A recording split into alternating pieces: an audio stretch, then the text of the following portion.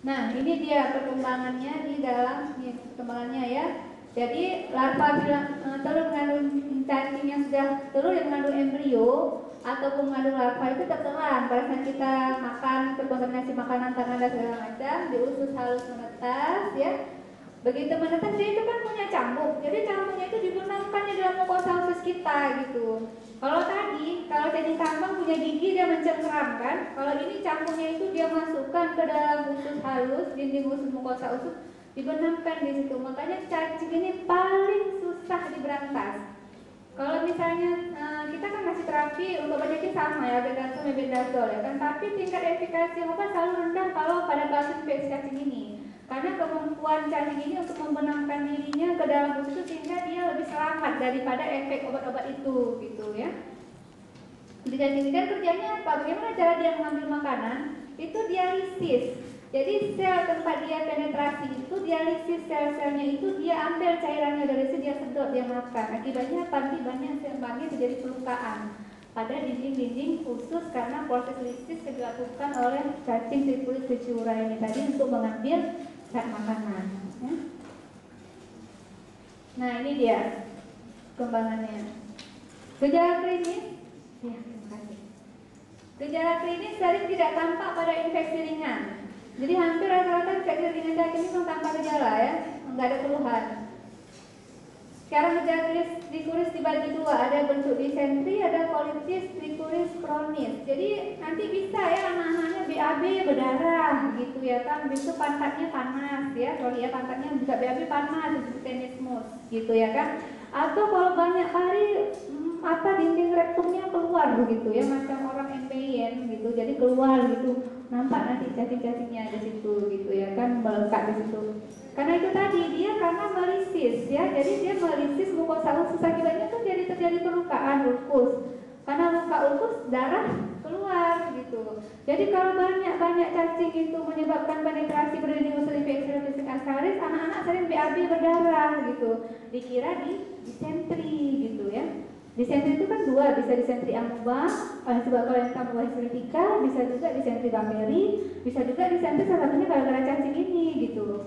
Jadi kalau kita nggak aware, kita pikir ini kena disentri ini, kita kasih obat disentri tetrasiklin ya kan misalnya, tapi kita kasih obat yang protozoa, metronidazole misalnya kan.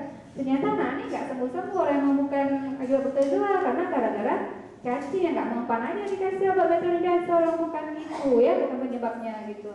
Jadi makanya kalau udah ada anak-anak datang dengan disentri, periksa tinjanya, temukan apa penyebabnya. Kalau memang ternyata dia ada protozoa, kita akan jumpai dengan protozoa yang jelas sama apa yang tambah histolytica, kita jumpai akan aktif banyak di situ kan. Malah ada darah-darah lagi dalam, ada sel-sel eritrosit lagi dalam sitoplasmanya. Kalau kita jumpai itu berarti ini gara-gara protozoa kan gitu. Kalau nggak ada kita jumpai telur cacing atau cacing, berarti gara-gara cacing disentrinya. Gitu. Kalau nggak kita jumpai dua-duanya itu, bisa jadi karena mungkin infeksi bakteri dan lain gitu ya. Infeksi berat dapat menyebabkan perdarahan gastrointestinal, tinja mukopurulen, disentri, disertai dengan prolaps rektal dan kemunduran pertumbuhan tadi ya. Kalau parah kali karena dia mengalami peradangan pada usus tadi itu, waktu BAB itu karena edema, usus infiltrasi inflamasi, BAB itu ikut rektumnya keluar, macam orang yang MBN gitu ya. Infeksi ganda dengan Entamoeba dan Balantidium coli dapat memperberat ulcerasi mukosa dan eksaserbasi disentri. Jadi Entamoeba sama ya, kerjanya juga menghancurkan dinding usus gitu kan, dia kan memakan eritrosit dan sel-sel usus gitu ya kan, dia infiltrasi, dia makan infiltrasi. Kalau bersama-sama dengan Entamoeba makin berat gejala disentri ya, ditimbulkan perdarahannya makin berat. Jadi kalau misalnya kita periksa jumpai dua-dua, ya nggak mau terapinya harus kombinasi gitu ya. Terapi amobanya juga, terapi ELT-nya juga gitu ya. Peningkatan jumlah cacing yang masif dapat menyebabkan entropati akibat kehilangan protein losing entropati, severe anemia dan Marden Finger. Ya, kenapa bisa hilang proteinnya? Orang udah gangguan absorpsi. Orang ususnya, mukosa ususnya ditempel-tempelin sama cacing, dirusak, diriskis, akhirnya gangguan pada absorpsi. Karena dampaknya apa? Jumlah pili-pili usus itu akan berkurang. Pelitan-pelitannya jadi berkurang karena mengalami riskis oleh cacing ini tadi, gitu. Sehingga area untuk absorpsi juga akan berkurang, gitu ya. Kemudian anemia yang berat ya anemianya ya, karena dia perdarahan itu tadi, ya kan? Kemudian akibatnya apa? Kalau pada yang biasa berjalannya lah kabing pincer ya, tanda-tanda fisik yang dijumpai pada anemia yang berat, bentuk jarinya seperti jari paku, gitu ya.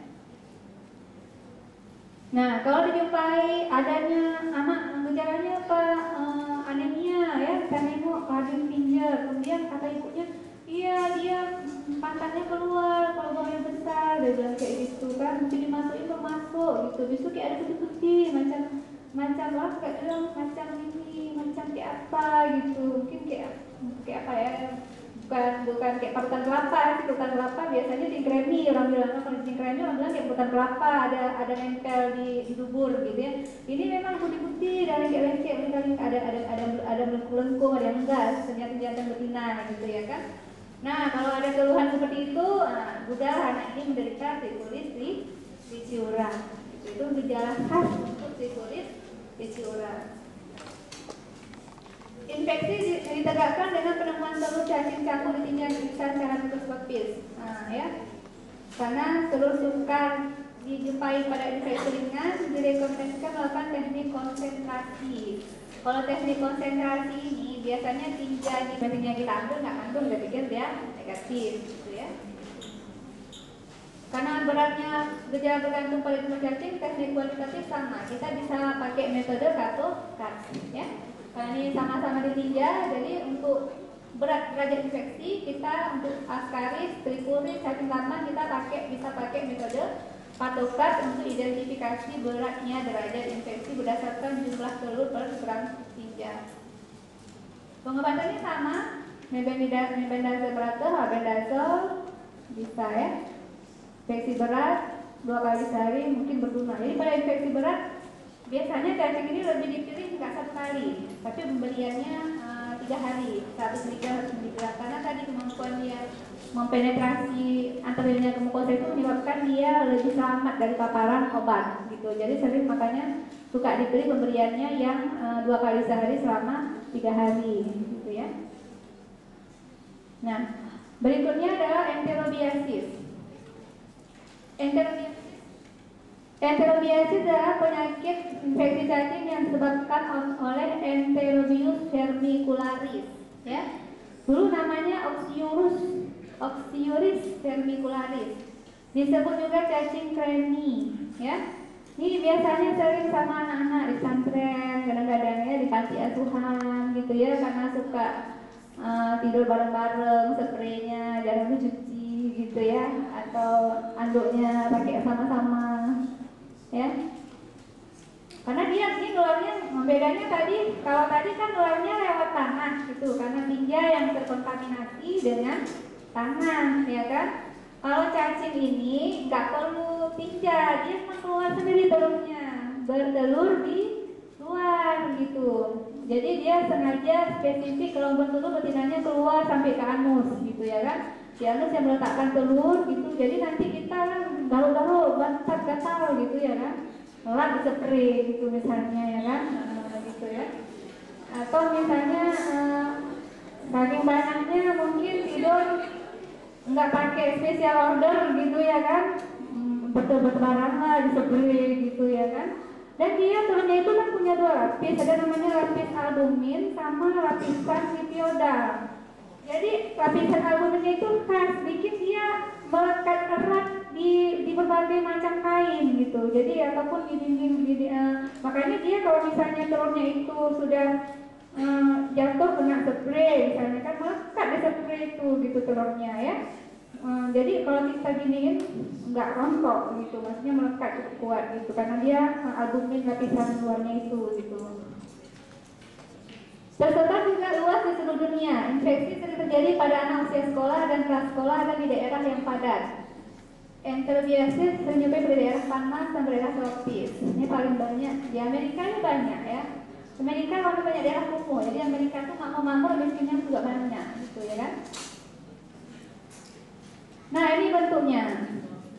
Bentuknya dia fusiformis, dia bentuknya hampir kayak lupis. Fusiformis kan nggak bulat ya. Yang tadi kan nematoda harusnya kan bulat. Jadi nematoda itu ada bentuknya, ada yang gilik, ada yang fusiformis seperti ini bentuknya ya.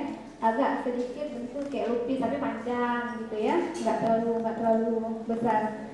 Dia bedanya apa? Bedanya dia punya namanya ini bagian depannya namanya vertikal, alurnya bentuknya asimetris ya, asimetris, satu bagian melengkung, bagian lainnya mendatar, bentuknya seperti itu asimetris. Ini dia dua lapis, lapisan luar albumin, lapisan dalam lipioda. Nah, lapisan luarnya bikin merekat erat pada kain yang ada di apa spray kursi ya. Jadi kalau duduk di kursi bertelur dia lengket di kursi, ya kan? Duduk di ambar bertelur lengket di ambar, ya. Tidur malam di spray lengket di spray. Kalau pantat masuk mulut gitu ya. Gara-gara misalnya gatal, karena apa? Salah satu gejala paling khas daripada cacing ini gatal pada malam hari di daerah anus, daerah dubur. Kenapa gatal? Karena telurnya itu kan protein, album itu kan protein, ya. Jadi kalau protein itu salah satu zat yang bisa merangsang memacu sistem kekebalan tubuh kita untuk bekerja, melepaskan mediator-mediatornya itu, ya kan? Sehingga ketika diletakkan itu akan merangsang tubuh kita untuk melepaskan mediator-mediator untuk menetralisir protein yang ada oleh itu, sehingga terasa gatal. Kita akan garuk-garuk itu. Ini nggak sadar malam-malam garuk gitu kan? Kita makan gitu maksudnya gitu kan? Ataupun garuk-garuk gitu nggak sadar makan kue gitu misalnya, ya kan? Itu salah satu khas daripada infeksi cacing ini. Jadi kalau dia suka garuk-garuk malam, daerah situ, terduga berat dia terinfeksi oleh cacing ini, gitu ya. Nah ini bentuk telurnya, kita periksa Celebius. Nah ini dia ya, dalam tinja. Ini dia cephalic alenya. Ini kalau ini dengan pewarnaan ini nampak ya, agak putih macam saya. Ini adalah apa? Lanjutan dari kutikula nih. Seperti ini cephalic ale. Nah siklus hidupnya telur diletakkan di daerah lipatan periana. Sel infection terjadi melalui pemindahan terinfektif ke mulut dengan tangan yang telah menggaruk area periana. Person to person penularan dapat terjadi melalui penggunaan pakaian yang terkontaminasi atau spray. Jadi seringkali kalau udah satu orang anak di keluarga itu terinfeksi oleh cacing ini, satu keluarga kena gitu. Karena dia mengkontaminasi kain dan pakaian gitu ya. Nah kita sering nonton TV duduk di kursi gitu ya kan, kursi itu gak cuma kita saja duduk ya kan, kalau kita bisa tukar-tukaran gitu ya kan, nggak sadar dengan kursi tapi juga sambil nonton sambil makan kan gitu, nggak sadar kan, tiba-tiba ada situ tertular. Makanya kalau satu anak tertular, kalau satu anak diterapi, satu keluarga mesti diterapi, itu satu. Yang kedua, semua pakaian yang berhubungan dengan badan itu harus dicuci bersih, kalau perlu direbus gitu ya, biar telurnya matang gitu. Jadi kalaupun masuk tinggal proteinnya aja, rasanya nggak berkembang gitu ya. Waktu yang diperlukan dari semenjak berlaku infeksi sampai cacing betina meletakkan telur dalam 1 tahun. Usia cacing dewasa kira-kira 2 bulan. Cacing betina ini kayaknya saya nggak akan selesai, masih ada satu topik lagi, entomologi. Udah setengah jam lagi tinggal waktu ya. Cacing betina nanti kalau nggak selesai, kalian baca sendiri aja ya. Biar kasih bahannya aja. Cacing betina ya, ini kira-kira itu infeksi atau migrasi larva yang baru menetas dari kulit anus kembali ke dalam leukemia, tapi seberapa sering hal ini tidak diketahui. Jadi anak itu infeksinya bisa berat gitu ya, karena ternyata larva itu juga bisa menetas di daerah perianal dia gitu, menetas balik lagi dia masuk ke atas gitu ya. Masuk di atas, berkembang, bertelur lagi nanti, bertelur keluar lagi, masuk lagi, jadi bisa langsung tumbuh ini si anak gitu ya. Kadang-kadang mungkin nggak balik ke atas, kadang-kadang migrasinya ke arah vagina yang perempuan, masuk di jantung larva tubuh vagina, berketayangan dia di situ, menimbulkan masalah di daerah vagina dan pelvic, itu yang berbahayanya ya pada wanita. Nah ini siklus hidupnya ya. Nomor 1 tetelan ya, Nomor 2 di lambung menetas. Nomor 3 di saikum, itu habitat tempat dia tinggal di situ di saikum ya. Situ dia menetap, berkembang jadi dewasa jantan dan betina ya. Kemudian kawin berpopulasi. Lalu nomor 4, nah waktu dia bertelur, keluar dia dari anus. Lipatan anus di salah paha nampak ya, bukan salah paha, lipatan anus gitu ya. Itu di situ bertelur, dia letakkan telurnya di situ ya. Jadi dia enggak waktu kita BAB telurnya keluar, tetapi dia memang sengaja keluar untuk meletakkan telur. Jadi kalau cara periksanya bagaimana? Waktu anak-anak itu pagi sebelum BAB, sebelum dia mandi, kita letakkan selofan tab di anusnya. Kita lengket tuh telurnya kan. Nah, kita periksa di bawah mikroskop gitu. Jadi bukan tijannya diambil, tapi daerah anusnya ditempelin semacam pita perekat untuk merekatkan telur-telurnya itu gitu. Gejala klinis biasanya yang simptomatis. Gejala paling khas adalah kulit kesani, khususnya pada malam hari. Bisa menyebabkan ekskoliasi dan sumber infeksi bakteri ya. Ekskoliasi karena digaruk-garuk tadi kan, gatal, tiap malam gatal kan. Jadi tidur malam pun nggak nyenyak karena harus menggaruk-garuk gitu. Kadang-kadang infeksi di mana ketahuan genital, ini sudah saya bilang tadi ya, anorexia dan dari perut. Oke, nah diagnosis ini dia pakai tab ya. Identifikasi telur kumpulkan darah perianal secara mikroskopis merupakan metode yang dipilih. Nah, diambilnya pagi hari sebelum defekasi atau sebelum mandi, ini nama ya. Ini apa? Selulosa tabnya. Oke, jadi kita tempelkan selulosa tabnya di pantat, di daerah analnya, gitu ya kan. Kemudian kita taruh dia nanti di apa slide, ya, di slide. Kalau misalnya pas kita mau periksa, di pewarna, keluar. Tapi kalau kita belum mau periksa, simpan aja tempat yang dingin, gitu, ya. Mesin kulkas juga boleh, gitu. Diagnosis cacing dewasa dapat ketika ditemukan di daerah perianal atau selama pemeriksaan anoreksia atau vagina. Jadi si ibunya suka bilang, anak saya suka kali garuk-garuk malam hari di daerah duburnya. Waktu saya periksa, kayak ada ampas kelapa, dia bilang kayak gitu. Karena bentuknya kecil-kecil macam ampas kelapa putih gitu. Dia bilang kayak ampas kelapa. Biasanya itulah dia, ya cacing remini gitu. Karena kalau ditengok kasus mata seperti ampas kelapa memang dia ya. Pengobatannya sama ya. Obat cacing ini hampir sebagian nematoda itu obat cacingnya sama nih, yang diusus dia mebendazole dengan dosis yang sama. Kemudian pirantel, albendazole dosisnya yang sama ya. Kalau untuk cegah infeksi tadi pakai higien pola dan pencucian pakaian harus dilaksanakan pada kasus mengenai infeksi mulai anggota keluarga yang lain. Jadi semua pakaian-pakaian yang berhubungan itu dicuci, dibersih, dimasak, lalu direbus gitu ya. Kemudian baru diobati serentak semua. Itu porsi dijemur, ya kan? Di luar dijemur biar semua telur cacingnya itu rusak dan hilang. Oke. Nah, berikut adalah filariasis. Kalau tadi kita bicara nematoda usus, ini adalah nematoda darah. Kenapa saya bawa filariasis? Kalau filariasis ini adalah salah satu penyakit juga nematoda darah yang cukup prevalen di seluruh dunia. Artinya derajat infeksinya cukup tinggi. Dia menyebabkan kelainan yang kita sebut dengan istilah kaki gajah. Ya. Jadi kemarin dulu pernah tahun berapa 2010, 2009 berita di Tangerang, ya. Jakarta banyak warga Tangerang di salah satu kecamatan menderita kaki gajah, gitu ya. Di Indonesia cukup banyak ya. Di Aceh juga ada, cukup banyak penyakit ini.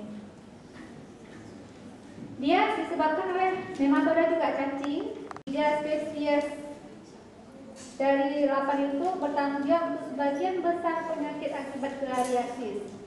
Yang 3 spesiesnya adalah Wuchereria, Bancroft, Brugia Melayu menyebabkan filariasis limpatik, sedangkan Onchocerca menyebabkan onchocerciasis atau liver blindness ya, buta sungai. Kenapa buta sungai? Bukan butanya gara-gara sungai, ya.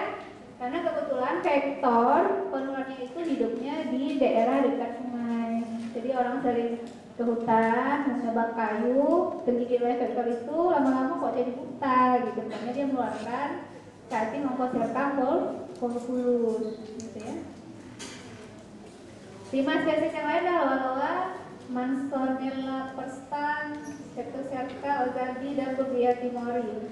Bruguier timori ini kan dijumpai di Timur Timur, ya makanya namanya timori. Bagaimana ciri-ciri filaria? Cacingnya halus, kecil, memanjang. Ini baca sendiri lah ya ciri-cirinya ya.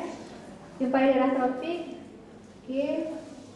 Jadi lama hidupnya lama, sampai 15 tahun ya. Jadi hidup di daerah kita 12 tahun bisa bertahan. Jantan betina, populasi filaria betina beranak, dia bukan bertelur ya. Dia beranak itu melepaskan larva, saya sebut dengan mikrofilaria larvanya itu. Mikrofilaria dapat dijumpai di daerah atau jaringan tergantung spesies ya. Cacing dewasa jarang dijumpai hanya pada waktu kebetulan karena cacing dewasa nggak hidup di darat, hidupnya di limfe gitu, nompok dia di situ gitu. Kalau kebetulan kita lakukan biopsi di limfe tuh, dia kalau dia masih hidup dia dapat dia. Kalau pas kita lakukan USG gitu ya kan, di tempat daerah limfe tuh ada dia di situ gerak-gerak nampak dia gitu. Tapi kalau memang lagi dia nggak ada, udah terbunuh dengan sistem kekebalan tubuh kita nggak nampak lagi gitu ya. Jumlah kumulatif tergantung intensitas infeksi berulang-ulang. Nah, bagaimana membedakan spesiesnya? Nah, biasanya kita identifikasinya berdasarkan sarung. Jadi cacing ini bedanya dia punya sarung ya. Kalau cacing lain nggak punya sarung, dia punya sarung. Atau lokasi atau periodisitasnya. Di mana dia lokasi, apakah di darah, limfe atau di kulit. Periodisitasnya maksudnya kapan sih kita jumpai kadarnya tinggi di darah gitu. Karena dia punya waktu-waktu tertentu. Misalnya kalau lagi siang dia tinggi kadarnya, nanti kira-kira sore udah rendah gitu, nggak jumpai. Nanti malam tinggi lagi kadarnya dalam darah, nanti pagi rendah gitu. Jadi dia ada periodisitasnya. Jadi beda-beda, nanti Bang Kofi sukanya tingginya kapan gitu. Dia suka tingginya kapan, beda-beda ya periodisnya. Kemudian cacing filaria mengalami 3 stadium perkembangan. Adanya makrofilaria, cacing dewasa hidup dalam jaringan tubuh host definitif ya. Kalau yang Bangkok itu host definitifnya kan manusia, jadi tubuhnya tubuh manusia gitu ya kan. Mikrofilaria embrio hidup dalam jaringan tubuh hostes definitif juga ya. Kemudian larva cacing muda berkembang dalam jaringan tubuh hostes perantara vektor. Nah, larvanya ini yang di tubuh vektor nyamuk sama vektornya.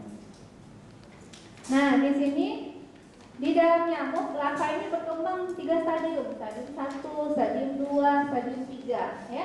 Stadium 3 adalah stadium yang infektif. Jadi dia nanti akan menembus hemakul ke torak, lalu dia akan menuju ke proboscis daripada lalat gitu.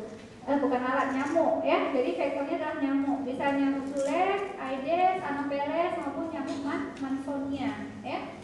Jadi begitu nyamuk ini menghisap darah, maka dia akan keluar jatuh gitu di kulit kita. Jadi dia nggak diinjeksikan macam malaria. Kalau malaria kan diinjeksikan. Begitu waktu nyamuk, dia kalau malaria secara pasif kan, waktu nyamuk menghisap darah bersama dengan itu kan protozoa malaria itu diinjeksikan dalam darah kan gitu. Kalau filaria ini nggak diinjeksikan. Sewaktu nyamuk menghisap darah itu dia jatuh ke atas kulit ya. Jadi nanti ada luka bekas kulit gigitan nyamuk. Dia akan secara aktif akan masuk melalui luka itu gitu.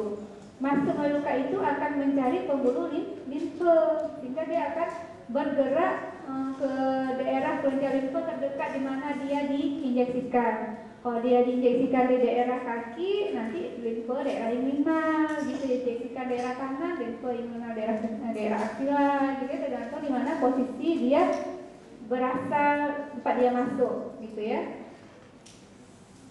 Kemudian vektornya adalah serangga betina penghisap darah nyamuk Culex. Jadi nyamuk Culex itu nyamuk rumah. Jadi kalau suka malam kita diculik-culik sama nyamuk itu nyamuk rumah, gitu ya. Bedanya apa ya? Jadi nyamuk ini dia ada kebiasaan menghisap darahnya itu. Dia sukanya ada langsung ke pembuluh darah, ada yang tidak langsung ke pembuluh darah, gitu ya. Kalau yang langsung ke pembuluh darah macam Anopheles itu dia istilahnya seperti mana kalau nyamuk Culex, dia sewaktu melakukan penetrasi, menusukkan proboscis, dia akan melepaskan semacam namanya hyaluronidase, sama seperti cacing tadi ya, yang bertugas untuk melindungi sel-sel jaringan. itu akan menyebabkan lisisnya dinding sel pada pembuluh darah, sehingga akan terjadi perembesan darah dari pembuluh darah ke dalam jaringan interstisial. Lalu dia akan sedotlah darah yang keluar dari pembuluh darah itu, dia sedot pelan-pelan gitu ya kan. Itu termasuk yang kayak gitu nyamuk culek ya. Yang satu lagi saya mau bilang culek dan Anopheles. Yang tipe pembuluh darah nyamuk Aedes aegypti. Makanya kenapa orang kalau tergigit oleh nyamuk Aedes aegypti suka bentolnya banyak kan? Nggak pernah satu bentol, karena tipe nyamuk Aedes itu dia menisap darah langsung ke pembuluh darah. Jadi waktu dia tusuk pertama nggak dapat, copot dia cari lagi, nggak dapat, copot cari lagi. Makanya kalau dia nyamuk Aedes banyak bentol-bentolnya gitu, karena dia nggak dapat, dia cari-cari itu dari dalam pembuluh darah itu kan susah gitu ya kan. Kalau sini nggak dapat, copot, kenapa dapat? Makanya banyak merah-merah nyamuk Aedes. Tapi kalau nyamuk Anopheles atau culek, dia nggak langsung pembuluh darah, dia sistemnya bikin full feeding namanya, artinya kolam darah gitu.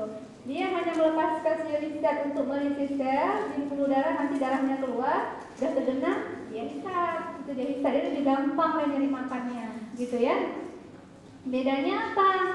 Kalau vektor seperti Aedes, misalnya filarianya itu terdapat di dalam vektor Aedes, nyamuk Aedes, maka seseorang akan lebih cepat terinfeksi dibanding dia vektornya kan nyamuk culek atau nyamuk Anopheles. Kenapa?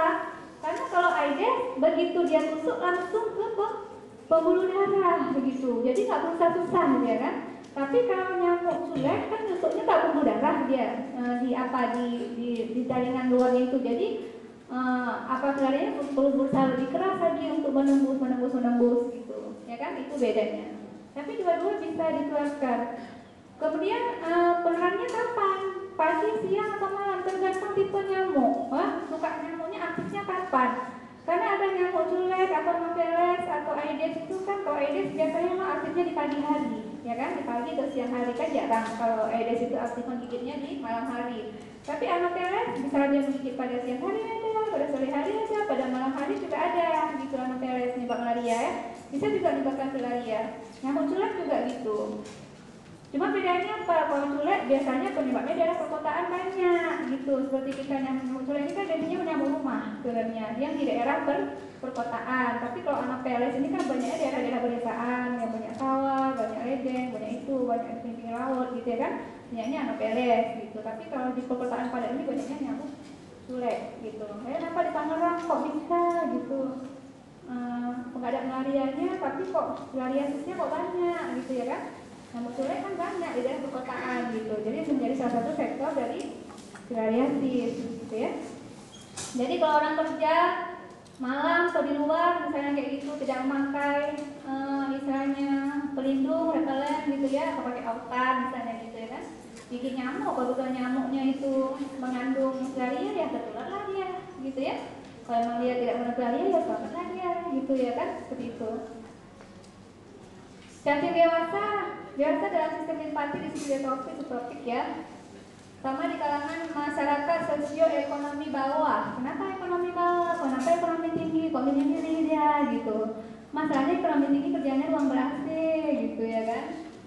Jadi pakai pakaian bagus tertutup gitu ya kan. Daerah yang jarang memang terpapar dengan makhluk ini gitu. Tapi yang ekonomi sulit kerjanya di tengah hutan ya kan, ataupun di tengah sawah gitu, di tengah laut gitu ya kan. Nggak ada nyamuk sih memang maksudnya kan gitu ya.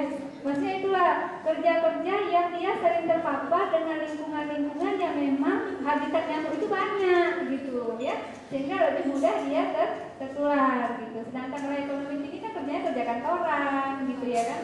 Walaupun keluar biasanya dengan udah cukup pengetahuannya karena ekonominya tinggi, pengetahuannya bagus, mungkin dia sudah pakai profilaksis, pelindung gitu ya kan.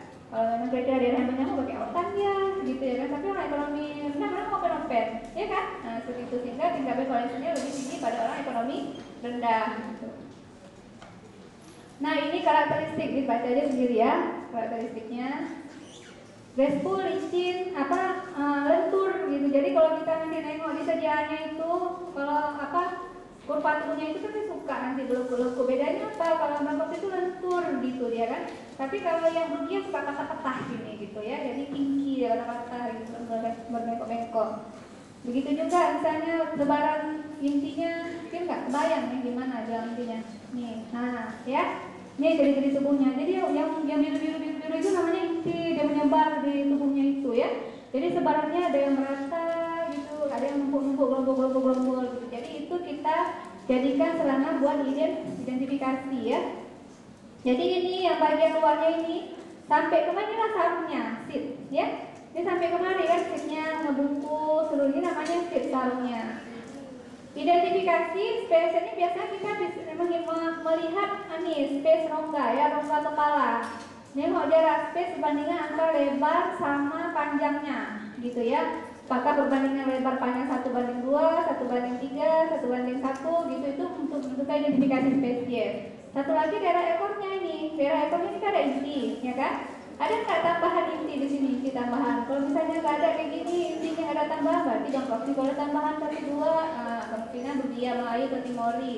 Nengok perbandingan kepalanya ini. Kalau pas 1:1, Bangkok, 1:2, Melayu, 1:3, Timori, gitu ya. Identifikasinya. Oke, siklus hidupnya, di siklus hidupnya ya. Ini manifestasi klinisnya.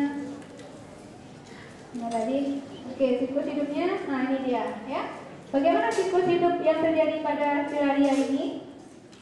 Kita awali dari seseorang. Nah, kita awali dari nyamuk, ya. Mana nih ini nyamuk, ya. Jadi ini seorang yang menderita filariasis, artinya dalam tubuh dia itu mengandung mikrofilaria, ya kan? Mikrofilaria ini akan berada di dalam sistem sirkulasi itu, jumlahnya dalam sirkulasi perifer itu kadarnya akan meningkat pada waktu-waktu tertentu, tergantung spesies. Misalnya Wuchereria bancrofti itu bisa kadarnya memuncak cukup tinggi pada waktu malam hari. Jadi kalau ada nyamuk yang suka mengisap darah pada malam hari, misalnya nyamuk culex gitu ya kan, atau nyamuk Anopheles, pada saat mikrofilaria dalam tubuh si pasien ini lagi tinggi, maka mikrofilaria itu akan masuk ke dalam tubuh si nyamuk. Nah, masuk dalam tubuh nyamuk ya. Mikrofilaria begitu masuk dalam tubuh nyamuk, maka sarungnya lepas. Ya, sarungnya tadi membungkus lepas. Jadilah dia menembus dinding usus halus, bermigrasi daerah torak, berkembang dia menjadi larva stadium 1, ya. Larva stadium 1 di tubuh nyamuk berkembang di larva stadium 2 dan menjadi larva stadium 3.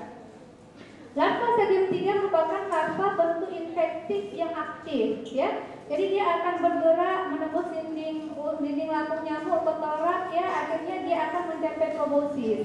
Sebenarnya nyamuk ini pun dia nggak senang menerima larva ini gitu loh. Maksudnya masalah buat dia. Karena kalau begitu banyak ini larva dia telan, itu mikrofilaria dia telan, larva berkembang itu dia kan akan menembus di dinding nyamuk. Lama-lama nyamuknya mati gitu. Karena terinfeksi terpapar oleh larva begitu banyak gitu. Jadi secara alamiah akhirnya prevalensi infeksi mulanya akan menurun karena matinya nyamuk gara-gara banyaknya larva yang ada di tubuh dia, karena menginfeksi ke jaringan tubuh dia, nyamuknya jadi mati gitu ya kan. Tapi kalau misalnya larvanya nggak banyak, nyamuknya bisa bertahan, larva ini berkembang sampai stadium ketiga, maka larva ini sewaktu nyamuk tadi bisa darah lagi gitu ya kan, pada malam hari gitu, mungkin bisa darah orang berbeda barangkali ya kan.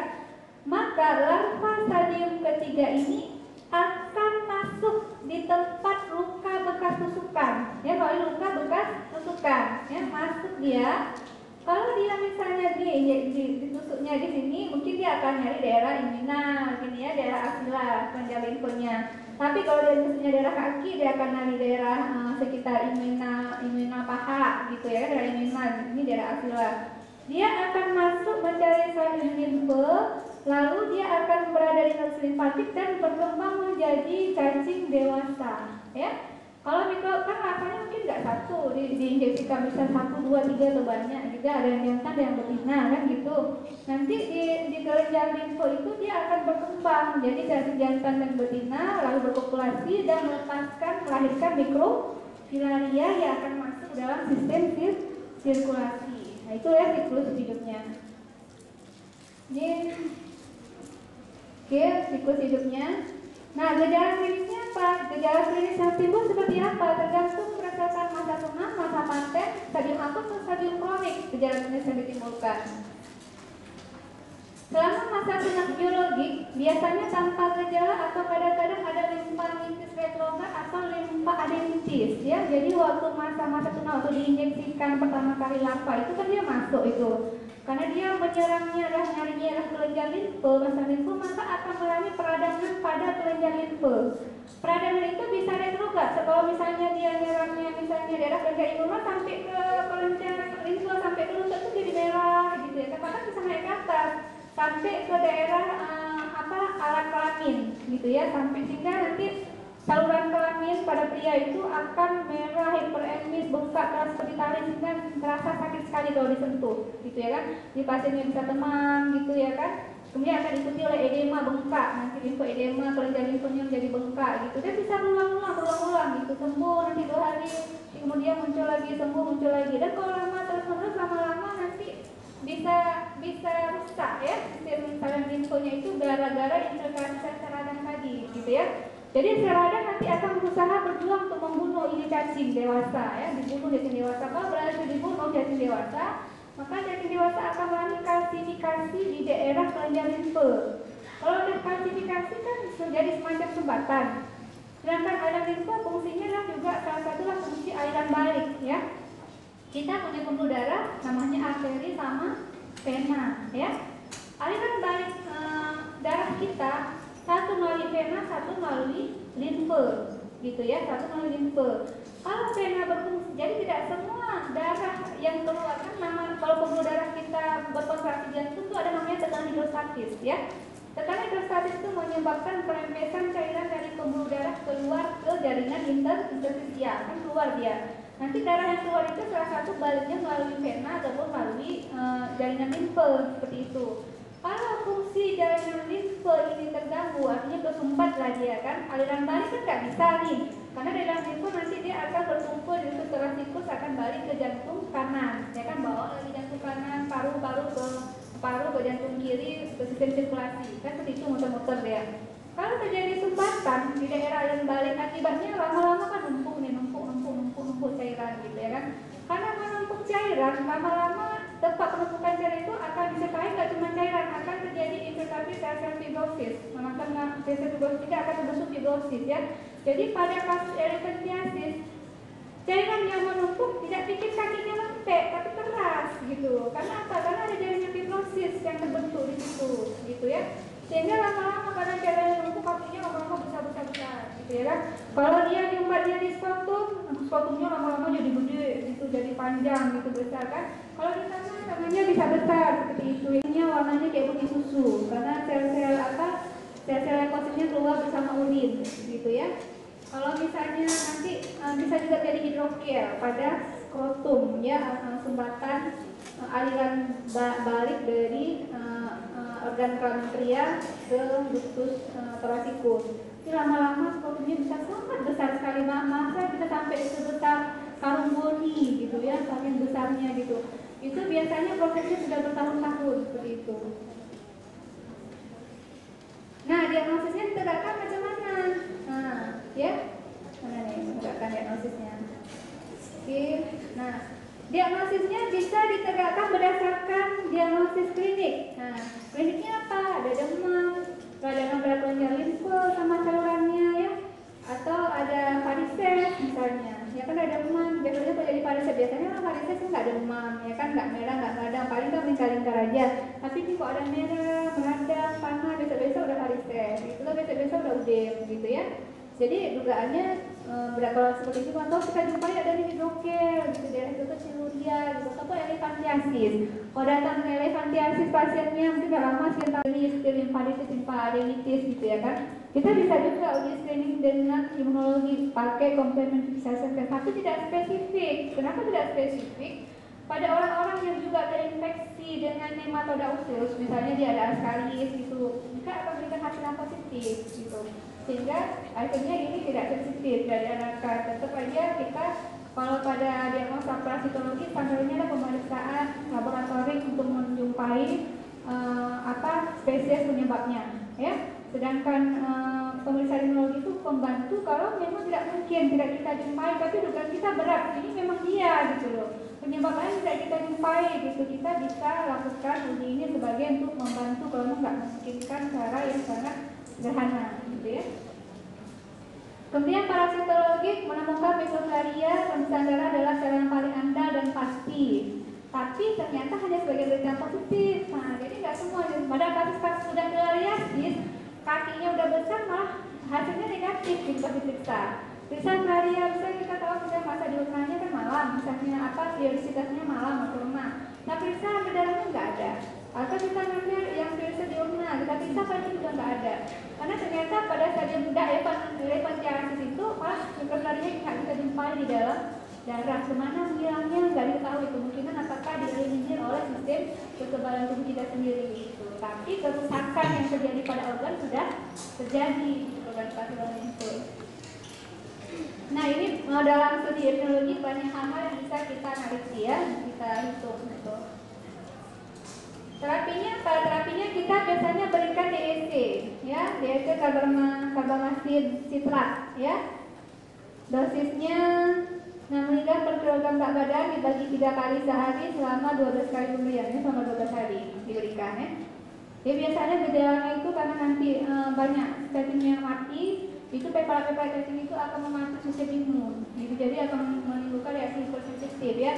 Jadi orang di keluhan demam, pusing, nanti hipotensi, semua. Jadi kadang-kadang terapi pertama malah lebih hebat lagi gejalanya dari terapi gitu ya. Tapi nggak apa-apa diberikan lama-lama nanti gejalanya berkurang gitu seiring dengan selesainya terapi gitu. Cuman kadang-kadang agak mengkhawatirkan karena keluhan pasien itu. Oke, kemudian efek samping. Nah, oculofilariasis. Jadi yang kasus yang juga menarik di sini adalah oculofilariasis. Jadi kalau misalnya kita tadi di infeksi. Jadi oculofilariasis ini adalah suatu keadaan respon tubuh yang berlebihan ketika dia menghancurkan mikrofilaria yang ada di dalam tubuh kita. Jadi akibat penghancuran yang berlebihan itu menyebabkan akhirnya zat-zat mediator yang dilepaskan itu menimbulkan masalah untuk diri kita gitu. Apa mediator dilepaskan? Misalnya histamin ya, pelepasan IgE gitu ya kan, yang IgE, kemudian infiltrasi eosinofil kan, eosinofil itu juga akan kita melepaskan berbagai macam mediator menyebabkan inflamasi dan peradangan gitu kan. Apabila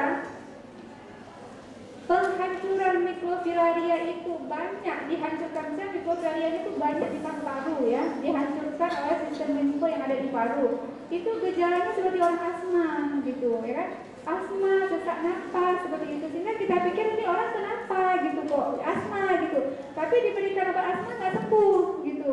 Dikasih obat asma, kortikosteroid atau apapun obat asma nggak sembuh ini pasien gitu. Jadi sehingga mengeliminir gejala asma, kan kita pikir apa gitu, kita kasih obat misalnya, kita kasih mebendazole nggak sembuh juga karena bukan nematoda gitu penyebabnya gitu ya kan. Tapi ketika kita berikan DEC terjadi proses penyembuhan, gejala asmanya malah sembuh gitu. Jadi makanya banyak gejala penyebab asma itu ternyata gejala-gejala seperti asma itu bukan karena asma alergika yang memang dia lainnya terjadi karena memang gangguan imun dia gitu. Tapi ada juga banyak gejala asma terjadi pada kasus infeksi pada parasit ini karena respon tubuh dalam mengeliminir parasit itu gitu ya. Eliminir parasit yang terjadi terutama di organ paru akan menimbulkan gejala-gejala seperti asma gitu ya. Nah, tanda-tandanya apa? Hiperosinofilia, IgE-nya meningkat gitu ya. Biasanya kita konfirmasi dengan pemeriksaan antibody spesifik IgG4 ya. Kalau pada kasus kita jumpai hiperosinofilia ya, kemudian IgE meningkat, kita konfirmasi dengan IgG4 positif, berarti dia memang menderita filariasis, oculofilariasis gitu. Tapi kalau tidak berupa itu berarti bukan gitu ya. Nah, akut filariasis terapinya sama, kita berikan DEC ya, dia akan sembuh dari DEC. Nah, kontrolnya nyamuk nih, yang berikutnya adalah plaki ya. Kalau plaki saya nggak sesuatu ya, entomonya belum masuk ya. Entomo belum masuk. Asal kata nih tesoda ya, nanti kelompok-kelompoknya ada Tania Seliu, Tania Saginata tuh cacing apa ya? Cacing pita. Ini kelompok cacing pita yang sama